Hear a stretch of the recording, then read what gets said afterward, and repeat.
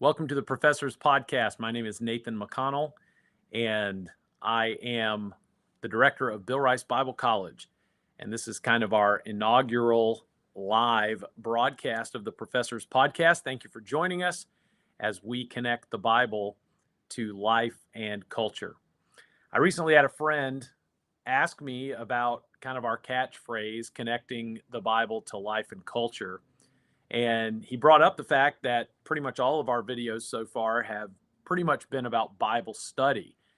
And I explained to him that I felt that the focus of the podcast so far had been about Bible study because to me, the Bible is an integral part of a Christian's life. And so, in that way, studying the Bible and knowing how to study the Bible is a good way to basically get the Bible connected to life.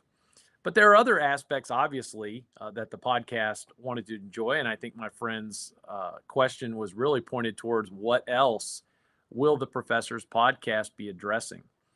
So today, kind of in our inaugural live broadcast here, I wanted to talk about something that is probably going to seem a little unusual for a first broadcast. This semester, I've been teaching a class in the book of Psalms at Bill Rice Bible College. And it has been a real thrill. I think the class has been very well received, and I've enjoyed teaching it. I know it has been a help to me personally. But we talked about the other week in our Psalms class about imprecatory Psalms. I'm not sure if you've ever heard of those before, but these are Psalms in the book of Psalms that contain imprecations. That's why they're called imprecatory Psalms. An imprecation is a spoken curse. So it is basically calling down a curse or calling down some kind of a judgment on the psalmist's enemies. And it's language that, quite frankly, seems shocking to us. We wonder, how could this language be a part of the book of Psalms? That's supposed to be a book of worship. And it's supposed to present to us the worship of God within the vast array of human emotion. Well, anger is certainly an emotion, and the imprecatory Psalms do communicate prayer to God within the context of that emotion. For example, this is just from Psalm 109, and just several words in the psalm, phrases that kind of will catch our eye. In Psalm 109, let his days be few. This is the psalmist praying against an enemy. Let his children be fatherless and his wife a widow. Let his children be continually vagabonds. Let them be wanderers. Let them beg. Let there be none to extend mercy unto him, neither let there be any favor to his fatherless children. These are incredibly powerful and strongly worded statements. We might even say that these kinds of statements are vindictive or vengeful. And what should we think of these words and these imprecations that we see sometimes in the Psalms? How should the Christian think about that? A number of commentators would say that these words in the Psalms have nothing to do with Christians, and Christians should not be using these words in the Psalms. So perhaps the way that we should take it here is that, well, these are vengeful words. These are words that are found in the Old Testament. And so therefore, the New Testament gives us a new ethic, tells us to love our enemies and to pray for them which despitefully use us or mistreat us. We're to bless and to curse not, Paul said in Romans chapter 12, about those who are our enemies or do us wrong. Does the New Testament overrule this? Does the New Testament somehow or another say about these Old Testament words that they're not usable? Should we throw them out? Some people have argued that Psalm 58, for example, which is another imprecatory psalm. I read one commentator who said that it's probably the most unspiritual or unreligious of any passage of Scripture. But how should Christians think about the imprecatory psalms? How should we think about these? And here's an area where, when we talked about the other week in the class here at the college, where we really took pains to bring in illustrations from history, from culture, to help us get a feel for these imprecatory psalms and how they are still valuable to the Christian church. In these psalms, the psalmist is responding to some enemy or some oppression, and he is responding to that with prayer. And though we might read the words of this psalm and we might come away thinking that it seems a little uncouth or inappropriate for these words to be used by a Christian, yet these words are part of Scripture. So that's my first observation about the imprecatory psalms, is that these psalms, these words, are still part of Scripture. And just because we may be uncomfortable with these words doesn't mean that we can throw them out. They are still part of inspired Scripture. They're part of the canon. I would say as well, just by way of observation, that imprecations or calling down curses are not only found in the Psalter. We also find these kinds of imprecations used in the book of Jeremiah, for example, when Jeremiah was preaching what God had told him to preach to the people, and they were coming after him. They had determined basically to put him down, so to speak, and to come after him not only with their words, but physically as well. And so Jeremiah prays to God that they would get what they deserve, that there would be justice there. Paul said in the New Testament that if anybody preaches a gospel other than the gospel that he had preached to the churches in Galatia, that they were to be accursed. And that's a very strong word that he uses there. So imprecations are not only found in the Psalms. So if we're going to say that the words in the Psalter should not be used and are of no spiritual benefit to us, what about the other places in the Scripture where these things are found? And if we say that the words in the Psalter are contradictory to a New Testament ethic, then what should we say about words of imprecation or cursing that are found in the New Testament itself? Certainly those shouldn't be thrown out. So I would say that they're part of Scripture. They're not only found in the Psalter, they are also found in other places. These imprecations, or these calling down of the curses in the Psalms, flow out of the psalmist's experience of injustice and oppression. There are two illustrations of this that I used with my class. First of all, I read recently a book called First They Killed My Father, and an excellent recounting of the Khmer Rouge takeover in Cambodia in the 1970s. And this young lady, Long Ung, I hope that I'm pronouncing that correctly, tells about her life as a young person, as a child, as the Khmer Rouge came and took over, and what they did to people, and how they brutalized people, and how they randomly pulled people out and killed them, and the way that they killed them, and how they starved their people. In fact, one estimate of the Khmer Rouge rebellion there in Cambodia puts it that Pol Pot and his Cambodian communists killed up to 25%, some say as much as 30% of the population, through their indiscriminate killing and starvation of the population. What I would say about the psalmist is that the psalmist's prayer of imprecation is a response to an oppressive injustice to which he has no other place to turn than to God. Is this a situation that we should be okay with? Is the Khmer Rouge, the communist takeover, and the indiscriminate killing and starvation of millions of people, is that a situation that we should be okay with, that we should be okay with it continuing? Read recently, not too long, a Fox News headline, and out of Africa, 70 Christians beheaded in an African country by ISIS-aligned militants, and the world mostly silent. 70 Christians beheaded. They were found beheaded actually in a church. They had been, if I understand correctly, they had been kidnapped and then held essentially for 2 days. Then they were beheaded, each one with machetes. And then for 5 days, these Islamist extremists with connections to the Islamic State, is what is being reported, would not allow the citizens of that village where these Christians were taken, it would not allow them to bury those bodies.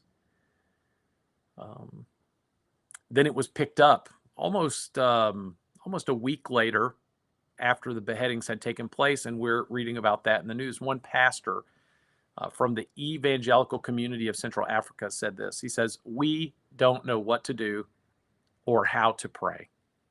There have been too many massacres. May God's will be done." I can't imagine the grief, the outrage, and certainly there's a sense here where we're talking about the helplessness of the people who are just being brutalized in these ways. And the reason why I bring these things up is because sometimes we can approach the Bible with a cold, meticulous theology. And we forget, especially in the Psalms, that in the Psalms are inspired scripture. Yes, they are, but they were first and foremost expressions of emotion, sometimes praise, sometimes great joy, sometimes lament and sorrow, and yes, sometimes anger and frustration at the oppression and the injustice that the psalmist was facing. And so these are the kinds of situations that we may see currently and presently in our own world that may call out for these kinds of prayers and these kinds of psalms. So, should we be okay with these remaining the way they are? That's my question. When we say that, in other words, the psalmist prayed these things out of uh, uh, an experience of grave injustice, and these are things that I think we can see even today. Um, Another observation that I would make with people that would say, well, this is the language that Christians should not be using. Another observation I would make here is that these cries in the Psalms are not prayers to God that he would enable them to take vengeance.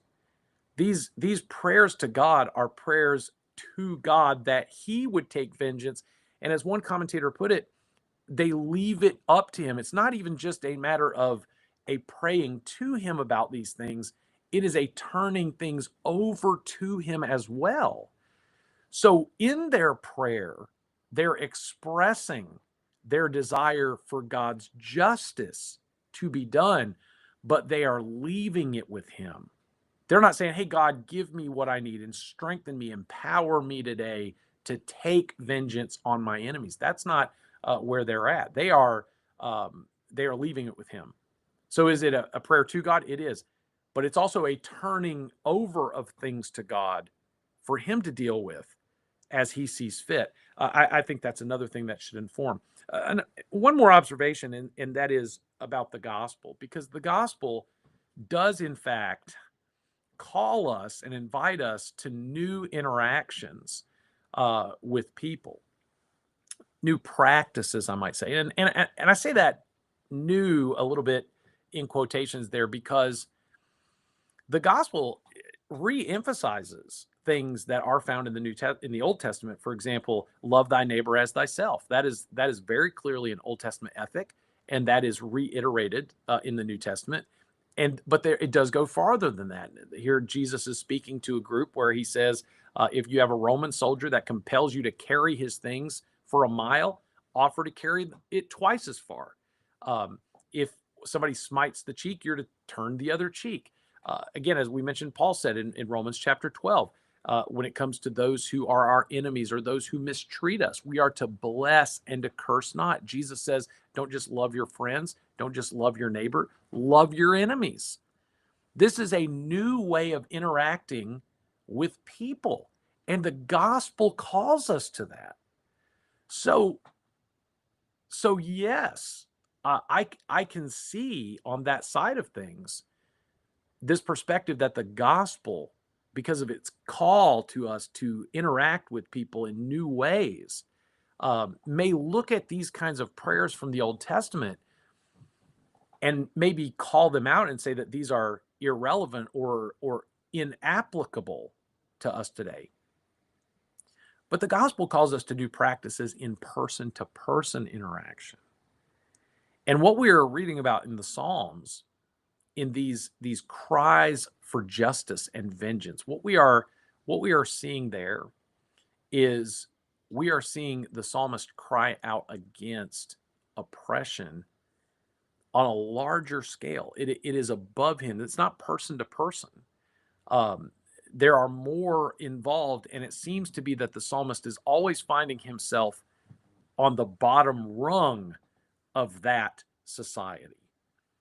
So what can we say then about the Christian's use of these imprecatory psalms in his life? How should he view them as we think about circumstances and situations in our culture today that do cry out for justice and do obviously represent some oppression and injustice at a higher level, or we might even say at a conspiratorial level. And I don't mean that by government, but I mean there's large groups of powerful behind the scenes people that are leading forms of oppression and injustice that go beyond person-to-person interaction.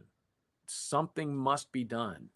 And how should a Christian think about those things? Let me say this. We can appeal to God's justice as much as we can appeal to any of his attributes. If you would pray and ask God for mercy, if you would pray for God's long suffering towards someone else, if you would pray those attributes of God, God's attribute of justice is just as available for us to appeal to. So I would say the imprecatory Psalms are cries and prayers for God's justice, for him to interact in ways that solve a problem that goes beyond the psalmist's ability to solve. It isn't a matter where he goes across the street and he shakes somebody's hand and he makes things right person to person. No, there is a power structure involved, and he needs God involved in that. And if we can appeal to God's attributes, we can appeal to his justice. I would say that the imprecatory Psalms not only allow us to give voice to frustration and anger in certain circumstances, but it also allows us to be able to see ourselves turning this then over to God and letting him deal with it. Now, if we can't turn this over to God in prayer, if we can't, as First Peter says, cast all of our care on him, that means to roll that off to him, get it out from off of our shoulders and get it on to him, and not to walk away and carry it. If we can't do that, then we need to work ourselves through on that. If we can't hand over our anger to God and walk away and that anger be abated, then that's something that we need to work on personally. But it does allow us not only to just voice our frustrations and our anger, but these Psalms also help us to turn those things over to him, to put those into his hand, to deal with as he sees fit. So I believe fully capable for Christians to use. I would say that these imprecatory Psalms help us to get a sense or an understanding of what injustice actually deserves. One of the Psalms is Psalm 58, for example, and it's just graphic. Sometimes the language of these imprecatory Psalms are so graphic, I guess is the best word I can come up with. But he says that there, the psalmist is crying out to God, break their teeth. Now, he also says here to break the teeth of the young lions. And so he is imagining these oppressors and these agents of injustice. He is imagining them as lions that are just angry and fierce and coming at him violently. And what he is asking God to do is he's asking God, incapacitate them, take away their ability to do harm. But that graphic imagery of break their teeth, it helps us to see what injustice actually deserves. And from a gospel perspective, God dealt with all injustice, all the sin of injustice, all the sin of oppression. God dealt with all of that on the cross. And the cross is a symbol and a representation and an example of what all sin deserves: a judgment beyond imagination. But these imprecatory Psalms can help us to get a sense for that. And finally, look, I would say this as well, that any society, no society, can thrive on injustice. A society that allows injustice and oppression is enabling injustice and oppression. No society can thrive under those conditions. And so, do the imprecatory Psalms have a place in the life of a Christian? And I would say that the answer to that question is yes, they do. They are a part of inspired scripture. You can't just throw those out. They give us a sense when we read them of just what injustice and oppression actually deserves. They help us to voice not only our anger, but also to turn that over to God, to let Him be the one who enacts that justice against the wrong that's done to us. And finally, it helps us to get a vision and a picture of the fact that there's no society that can allow injustice and oppression to run rampant and still be successful. So friend, you may read some odd things in the Psalms, and you thought that the Psalms they were the book of praise. They were the book of worship. And it does present worship. It presents worship of God in the vast array of human emotions. And you may come up on these kinds of words in the Psalms, and they may shock you. They may be something there that you think, wow, that is kind of violent. That sounds kind of vengeful. Is there a place for the imprecatory Psalms in our scripture reading, in our own prayers? I think the answer to that question is yes. And here's the reason why: because we see these things in society, and we should be praying. We should be praying that God's justice would be done in matters, for example, of war and warfare. They're currently in Israel and Hamas, and those things seem to be being dealt with per se, but there are still issues there, and we should be praying God's justice to be done in that. In the war with Ukraine and Russia, we should be praying God's justice be done. We should be praying that God would work in a great variety of ways to bring to light the truth, that justice would prevail, that the truth would prevail in these situations. We can appeal in all of those different areas of life. And I think about our own country in the United States here. And I just think about how there is so much today, whether that is human trafficking, whether that is drug dealing, whether that is, as people sometimes like to say, deep state, or things going on the behind the scenes that are nefarious. Friend, we can come to God and we can plead His justice. And at times we plead His mercy. But at the end of the day, any oppression that is being driven by powerful sources is going to go beyond just a person-to-person interaction. We're going to have to bring that to God and to hand that over to Him. Well, what are your thoughts on the Psalms of imprecation? I'd love to think about that in the comments. And I hope that you'll check out our other videos. As I mentioned, videos about Bible study, personal Bible study, more videos to come, I hope, in the days ahead about the entire process of reading and interpreting the Bible, as well as developing a Christian worldview. And I hope you'll join us next week as we put together a live presentation and let you see a little bit about Bill Rice Bible College. This is the place where I'm privileged to serve and to teach. But put your comments down below. Would love to hear what you think about that. And until next time, or until our next live broadcast, God bless you. Thank you for being here, and we will see you next time.